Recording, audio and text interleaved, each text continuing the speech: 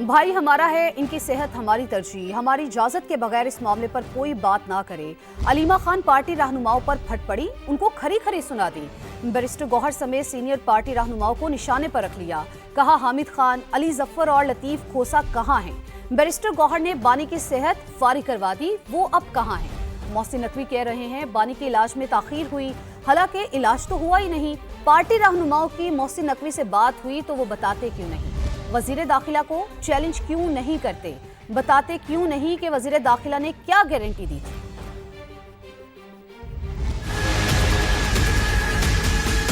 इमरान खान का इलाज तो हुआ ही नहीं, का काम ही नहीं बनता कि इमरान खान की सेहत के ऊपर आइंदा क्योंकि डिस्कशन करें, कोई बात करें हमारी इजाजत के बगैर। ये हम बड़ा क्लियर कर रहे हैं। जो मोहसिन नकवी टीवी के ऊपर बैठ के बोल रहे हैं कि इमरान खान का इलाज के अंदर ताकीर हुई है, कौन सा इलाज हुआ है? ये बात करते हैं पार्टी के अंदर कोई इंटरफेरेंस नहीं है। हमारे भाई की सेहत का सवाल है, उसकी आंख का सवाल है। आज किधर है सीनियर लॉयर्स? ये सारे जो टीवी पे बैठ के बोल रहे हैं उसको चैलेंज क्यों नहीं कोई कर रहे पार्टी वाले कि कौन सा इलाज हुआ इमरान खान का? कौन सी इसने गारंटी दी थी? हामिद खान किधर है? खोसा साहब किधर है? अली जफर किधर है? और गौहर साहब जो सेहत के लिए इतनी फिक्र कर रहे थे, जो सेहत के लिए पूरा कम्युनिकेट कर रहे थे, इमरान खान की सेहत को जो फारिग करवा दिया, तो गौहर साहब किधर हैं? इस वक्त चेयरमैन है, कहाँ है? क्यों नहीं केस के लिए खड़े हुए?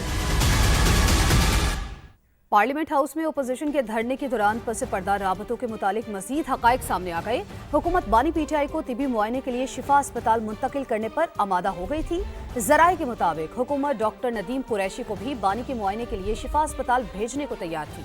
अलीमा खानम ने कासिम जमान का नाम वापस लेने और डॉक्टर नौशेरवान बरकी को साथ भेजने की तजवीज़ दी, जिस पर मामलात आगे न बढ़ सके। जराये के मुताबिक हुकूमत अपोजिशन क़यादत को मुलाकात के लिए जेल में बानी पीटीआई तक रसाई को तैयार थी। धरने के दौरान सुहेल आफरीदी और बैरिस्टर गौहर के हुकूमती हलकों से राबते रहे। बानी की बहनों को भी सूरत हाल का इल्म था।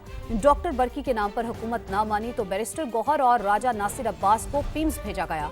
दोनों रहनुमाओं ने पिम्स में ब्रीफिंग के दौरान इत्मीनान का इजहार किया था।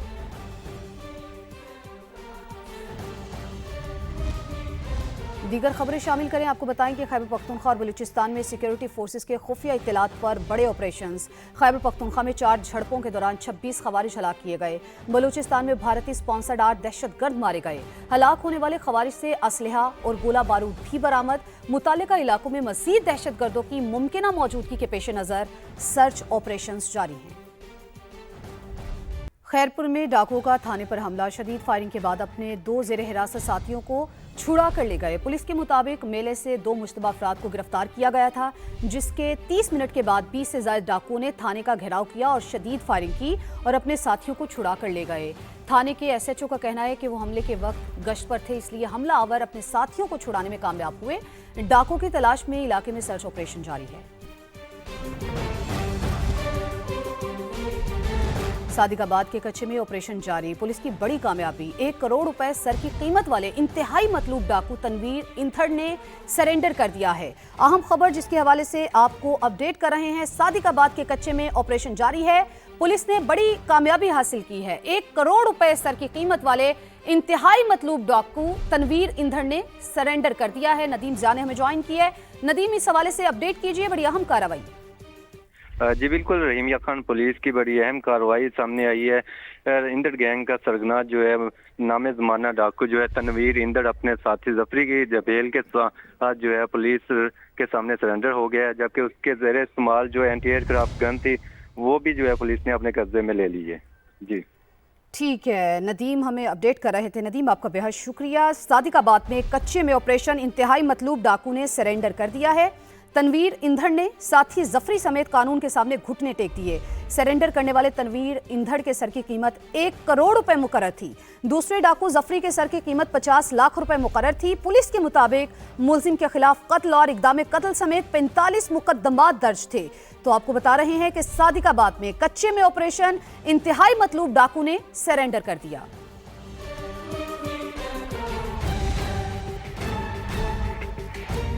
कराची से अफसोसनाक खबर शामिल करेंगे, जहां अंधेरे में पुलिस का नौजवान के मुंह पर टॉर्च मारना उसकी जान ले गया। स्कीम 33 में 25 साल का मोटरसाइकिल सवार शावल से टकरा गया। शाहनवाज अली ने हमें ज्वाइन किया है। शाहनवाज, कैसे ये वाकया पेश आया? देखिए, बिल्कुल सच्चर पुलिस की मुबैना गफलत से एक नौजवान हादसे का शिकार होकर अपनी जान से चला गया। ये वाकया स्कीम 33 सैयद चौक पे पेश आया, जब एक अंधेरी सड़क पर पुलिस की जानिब से स्नैप चेकिंग की जा रही थी। एक तेज रफ्तार मोटरसाइकिल सवार जो नौजवान है उसके मुंह पर जो है जब टॉर्च मारी गई तो वो ब्लाइंड हुआ और करीब खड़े हुए एक जो शावर है उससे जाके टकराया और मौके पर ही जांबाज हो गया। ताहम जो अहले मोहल्ला है उनकी जाने से बताया जा रहा है कि फौरी तौर पर जो पुलिस थी वहां से चली गई थी, ताहम बाद में आई है और उसके बाद जो है सफाइयां पेश कर रही है। ये जो शावर था वो सड़क पर पार्क था, खराब था और जो पुलिस अक्सर यहाँ पर ऐसा करती है कि अंधेरे के अंदर स्नैप चेकिंग करती है, उस दौरान जो है जो वहाँ के जो अहले मोहल्ला है उनका इल्जाम है कि शहरियों से पैसे वसूल करती है।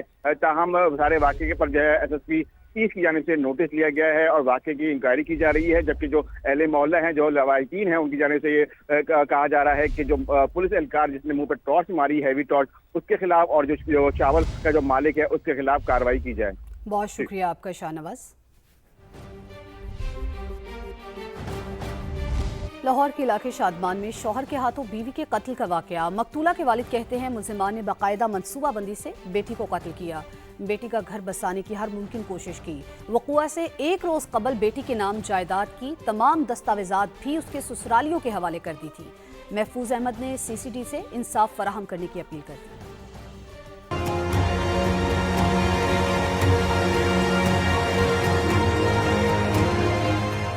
उनके जो अपनी प्लानिंग थी वो उन्होंने बड़ी कामयाबी से जालिमों ने की है। उन्होंने एक जस्चर भी ऐसा मेरे सामने नहीं आने दिया कि जिससे मैं होशियार हो जाता, चौकस हो जाता या मैं अपना हाथ खींच लेता। मैं अपनी हर मुमकिन कोशिश करता रहा, लेकिन अभी जब उसने जायदाद के कागज़ लिए प्रॉपर्टीज़ के, वो ये चाह रहा था कि ये सारा कुछ मैं कैश करा के तो भाग जाऊँ कि एक इंसान को इतना कुछ मिल रहा है और रेगुलर मिल रहा है तो फिर ये हरकत क्यों कर रहा है। अपनी ही बीवी को मार दिया उसने और अपने भाइयों के साथ मिलकर, अपनी माँ के साथ मिलकर, यजीद से भी बड़े जालिम। ये बेटियां ही मरती हैं। खुदा के वास्ते इस माफिया को भी 10 एग्जाम्पल्स बनाएं ताकि आइंदा कोई और बख्तावर न बने। इंसान हिम्मत करे तो कुछ भी नामुमकिन नहीं, इसे साबित किया मोहम्मद दानिश ने, जिन्होंने गुल प्लाजा की आग से अपनी मदद आप के तहत 11 अफराद को रेस्क्यू किया। कहते हैं अगर बेहतर हिकमत अमली होती तो ज्यादा जानें बच सकती थी। रेस्क्यू टीमों का ज्यादा जोर आग बुझाने पर था, लोगों को बचाने की मुअस्सर कोशिश नहीं की गई। पंजाब असम्बली में हुकूमत को टफ टाइम, अपोजिशन ने कागजी जहाज लहरा दिए। कहा पंजाब में महंगाई 40% बढ़ गई, लेकिन वजीर आला 11 अरब का जहाज खरीद रही हैं। पीपल्स पार्टी अरकान ने भी जहाज पर सवाल उठाए। शाजिया आबिद का कहना था वजीर आला ने जो जहाज खरीदा है क्या उसमें राजनपुर का दौरा करेंगी।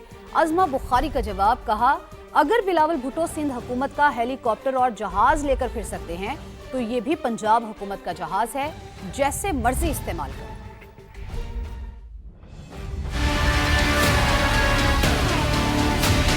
गुर्बत की शरह 11 साल की बुलंद तरीन सतह पे पहुंच चुकी है। बेरोजगारी 31 साल की बुलंद तरीन सतह पे पहुंच चुकी है। 41% पिछले एक साल में इजाफा हुआ है पंजाब में गुर्बत में। लेकिन अल्लाह की शान, अमान मेरा अल्लाह कि इस वजीर आला को गुर्बत की कोई परवाह नहीं है। 11 अरब रुपए का जहाज खरीद लिया है सिर्फ अपनी अयाशियों के लिए, और जहाज उसका 50 करोड़ रुपया मंथली खर्चा है, कौन देगा उसका।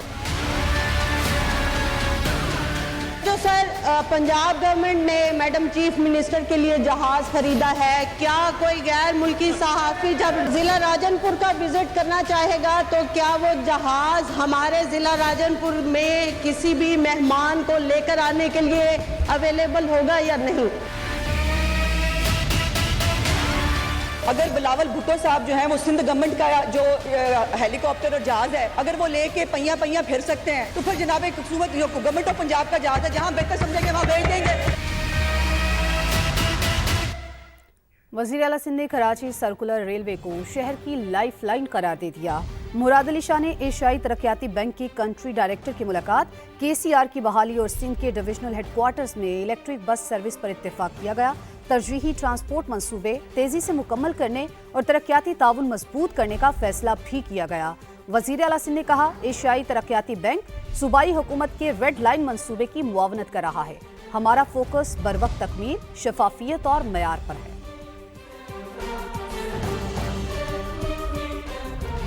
आपको अहम खबर दें, बाजोड़ पुलिस के अबाबील स्क्वाड पर फितना और खवारिज का हमला। दहशतगर्दों ने घात लगाकर पुलिस के जवानों पर हमला किया। बुज़दिलाना हमले में 4 पुलिस एहलकार शहीद और 2 एहलकार जख्मी हुए। इस बारे में मजीद बात करेंगे। नुमाइंदा समा सुमेरा खान ने हमें ज्वाइन की है। सुमेरा, इस हवाले से अपडेट कीजिएगा। जी बिल्कुल, अब मैं आपकी बात को आगे बढ़ाते हुए बताऊं कि शोहदा की नमाज जनाजा पुलिस लाइंस बाजौड़ में अदा कर दी गई है। आला पुलिस और सिविल हुकाम ने शिरकत की है और बुज़दिलाना हमले में जख्मी एहलकारों को डिस्ट्रिक्ट हेडक्वार्टर हॉस्पिटल खार में इलाज की बेहतरीन सहूलियात दी जा रही है। मगर इस हवाले से बता दें कि DPO बाजौड़ मोहम्मद खालिद ने ये स्टेटमेंट इशू किया है अभी कुछ देर पहले कि इस वाक़े के जिम्मेदारान को ढूंढ कर ठिकाने लगाया जाएगा। और उन्होंने ये भी बताया कि ये वाकया जो है ये बहुत हॉस्टाइल वाकया था, मगर इसमें सबसे पहले हम ये बता दें कि इसमें कतई तौर पे इन मुजरिमान को हम कहीं छुपने की जगह नहीं देंगे। ठीक सुमेरा, आप हमें अपडेट कर रही थी, बेहद शुक्रिया आपका।